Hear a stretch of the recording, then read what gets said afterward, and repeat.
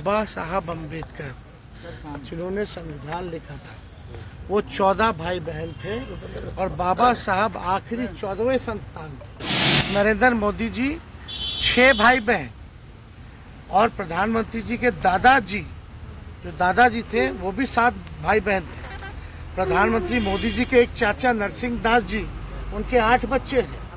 हाथ जोड़ करके अपील करते हैं कि नफरत की राजनीति छोड़े, मुद्दे की बात करें। और आपका बिहार के लिए, देश के लिए क्या विजन है, उस पे बात ना करके केवल मंदिर, मस्जिद और हिंदू मुसलमान की बात करना प्रधानमंत्री स्तर पर शोभा नहीं देता है। नमस्कार, मेरा नाम आलोक है। आप लाइव स्ट्रीम देख रहे हैं। नेता प्रतिपक्ष तेजस्वी यादव अब सीमांचल की ओर गए हैं। देखिए, दूसरे फेज की वोटिंग होनी है। दूसरे चरण का मतदान 26 अप्रैल को होना है, जिस दिन 5 लोकसभा सीटों पर वोटिंग होगी।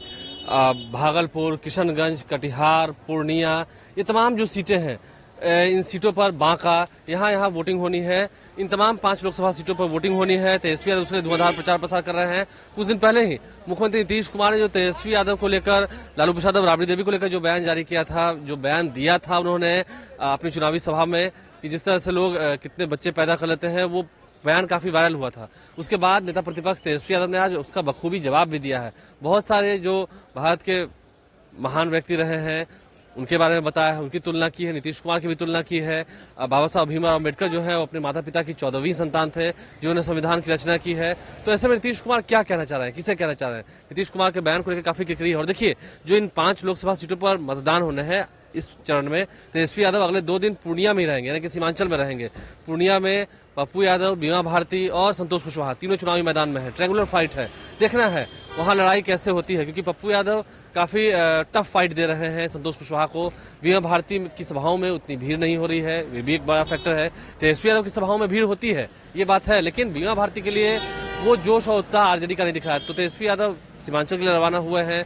वहां पर वे रहेंगे किशनगंज, कटिहार, पूर्णिया, भागलपुर और बांका। इन 5 लोकसभा सीटों पर जब चुनाव होने हैं 26 तारीख को, तो तेजस्वी यादव अगले 2 दिन सीमांचल में ही रहेंगे। क्या कुछ आज वे कह रहे थे, जब मौलानों की बात हो रही, जब मुसलमानों की बात हो रही, नरेंद्र मोदी कह रहे हैं कि कांग्रेस वो सारी जमीन जो है वो मुसलमानों को सौंप देगी, यानी कि देश में अब हिंदू मुस्लिम कार्ड भी खेला जा रहा है इस चुनाव में, जो देखने को मिल रहा है। अब ऐसे में नेता प्रतिपक्ष तेजस्वी यादव भी जवाब दे रहे हैं बखूबी। मुसलमानों के सवाल पर तेजस्वी यादव ने क्या कहा है, नीतीश कुमार को क्या जवाब दिया है, दोनों ही सुनवाते हैं। मुख्यमंत्री जी हमारे अभिभावक हैं, हमारे पिता तुल्य हैं, उनके लिए हमेशा से मेरा सम्मान था, आगे भी रहेगा सम्मान। और हम तो उनके बेटे के रूप में खड़े रहे। उन्होंने कई बार बोल रहे हैं ये तो बेटा है मेरा, तो हम तो भाई उनका सम्मान करते ही हैं। आजकल वो नहीं बोलना चाहते हैं, ना बोल रहे हैं, उनसे कोई बुलवा रहा है। कौन लोग हैं बुलवाने वाले? लोग बोलते रहते, लेकिन जो बुलवाने वाले लोग हैं जब किताब लिखेंगे तो उसमें जिक्र करेंगे, लेकिन जो बुलवा रहे लोग उनको जानकारी में हम लोग दे दें कि बाबा साहब अम्बेडकर जिन्होंने संविधान लिखा था, वो 14 भाई बहन थे और बाबा साहब आखिरी 14वें संतान थे। जो हमारे देश के लिए जिन्होंने कुर्बानी दी, लड़ाई लड़ा, सुभाष चंद्र बोस जी, वो भी 14 भाई बहन थे, वो 8वां संतान थे।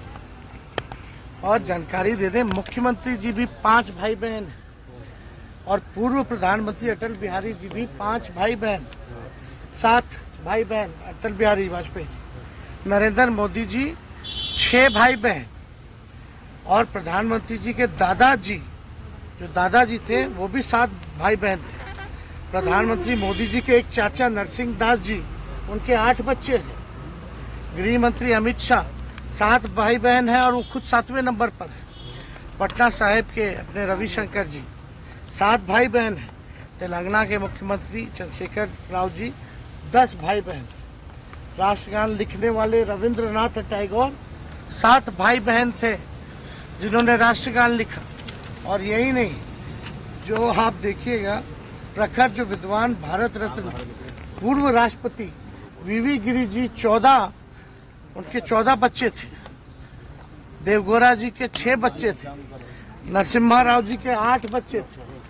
तो इस तरह की बयान जो है, जो लोग मुख्यमंत्री जी से बुलवा रहे हैं, पहले सब देख दाख करके बोलना चाहिए। ये कोई मुद्दा नहीं है। मुद्दे की बात होनी चाहिए, बिहार की तरक्की की बात होनी चाहिए, विकास की बात होनी चाहिए। मुख्यमंत्री जी लोकसभा का चुनाव लड़ रहे हैं, लेकिन कोई विजन नहीं। क्यों नहीं मांग करे बिहार को विशेष राज्य दर्जा दिलाने का? किससे अब मांगेगी बिहार की जनता? अब तो डबल इंजन की सरकार केंद्र में उनकी, यहाँ भी विशेष पैकेज के बारे में क्या हुआ? कौन लिख रहा है?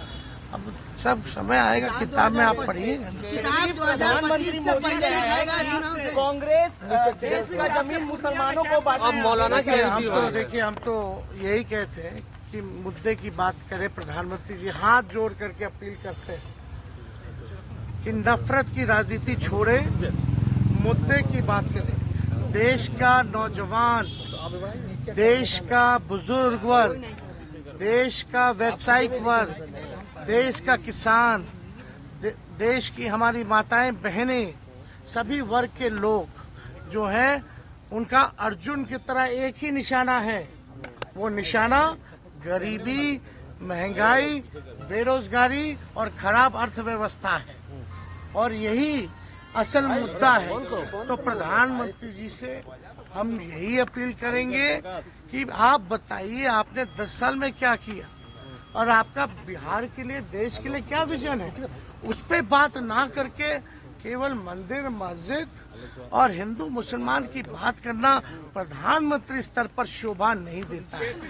देश के सब लोग नागरिक हैं, और बहुसंख्यक जो आबादी है हमारी देश की, वो त्रस्त है बेरोजगारी से। सबसे ज्यादा जो बहुसंख्यक आबादी है, गरीबी से, महंगाई से, इनकी अग्निवीर योजना से हमारे नौजवान परेशान हैं।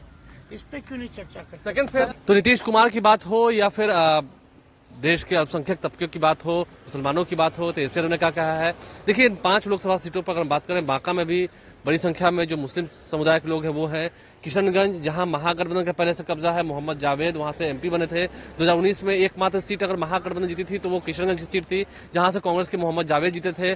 किशनगंज में भी बहुत मुस्लिम है, वहाँ पर 70-80% जो उसकी आबादी वो मुसलमानों की है। पूर्णिया में भी बहुत मुसलमान है, कटिहार में भी बहुत मुसलमान है। तो इन सभी जगहों पर बहुत मुस्लिम समुदाय के लोग हैं। भागलपुर में भी अच्छी खासी संख्या में मुसलमान है, वहाँ से पहले शाहनवाज हुसैन चुनाव जीत कर आते रहे हैं, लेकिन अब परिस्थितियाँ कुछ अलग हैं। तो ऐसे में तेजस्वी यादव भी अब खूब प्रचार प्रसार करेंगे, रोड शो भी होना है पूर्णिया में। तेजस्वी यादव ने भी अपनी पूरी ताकत झोंक दी है, लेकिन ऐसे में देखना होगा किस किस सीट पर महागठबंधन जीती है। क्या किशनगंज दोबारा महागठबंधन जीती है? क्योंकि मुसलमानों को लेकर जो नरेंद्र मोदी का अटैक हुआ है उनकी बातों पर, कांग्रेस के जरिए, कांग्रेस के माध्यम से, वो कहीं ना कहीं ये बात मुस्लिम तबके के लोगों को खाएगी। और तेजस्वी यादव का फिर ये मलहम लगा देने वाला बयान वो भी आपने इस वीडियो में सुना है। देखना यह है तेजस्वी यादव आगे क्या राजनीति करते हैं, आगे उनकी राजनीति जो है वो क्या रूप लेती है, जीत हार किसकी होती है। क्योंकि पूर्णिया एक टफ सीट है। पप्पू यादव, बीमा भारती वहां दोनों ही अखाड़े में है। संतोष कुशवाहा से लड़ाई है। संतोष कुशवाहा 2 बार के एमपी है, लेकिन उनका वहां काफी विरोध भी हो रहा है, एंटी इनकम्बेंसी उन पर हावी है। तो देखना होगा क्या पप्पू यादव इस चुनावी समर में बाजी मार पाएंगे, या तेजस्वी यादव जो बीमा भारती के लिए जान झोंक रहे हैं, सब कुछ झोंक रहे हैं, पूर्णिया में ही रहेंगे, 2 दिन रोड शो भी करेंगे, तो इसका क्या असर देखने को मिलता है। हमारे चैनल को सब्सक्राइब कर ले। मुसलमानों को लेकर जो तेजस्वी यादव ने कहा है उसका क्या असर पड़ता है। कल ही महबूब अली कैसर ने ज्वाइन किया है आरजेडी, सांसद है खगड़िया के, पहले राष्ट्रीय लोजपा के सांसद थे, फिर पास गुट को छोड़कर, लोजपा को छोड़कर कल ही आरजेडी में शामिल हुए, उन्हें राष्ट्रीय उपाध्यक्ष बनाया गया।